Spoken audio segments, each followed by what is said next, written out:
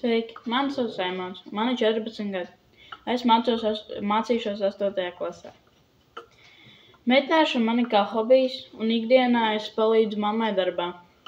Metināšanu sāku apmēram pirms 6 mēnešiem. Nolēmu to pamēģināt, jo mans brālis bija iegādājies Toros metināmo aparātu. Sākumā viņš man parādīja, kā strādāja MMA metināšana. Vēlāk jau pats ar brāļa palīdzību pašmācības ceļā es sāku trenēties. Bija gan uzvaras, gan daudz kļūdu, bet no kurām mācījos.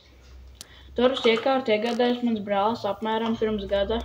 Viņš ar to metināja savas mašīnas, un tagad es to izmantoju.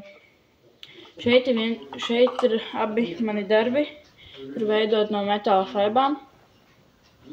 Viņus es uzmetināju kādu laiku atpakaļ. Pirmajā procesā tagad ir 2 darbi, un man nesen palēmējās tāda iespēja pametināt mašīnu. Bija diezgan interesanti, bet bailīgi, ja godīgi. Bet, diemžēl, to neesmu uzfilmējis.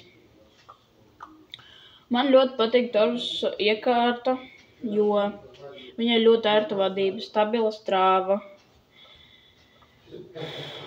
ir viegli pārvietojama. Salīdzinot ar citiem aparātiem, Toros ir kluss, jaudīgs un piemērots iesācējiem. Un te ir puķes metināšanas process.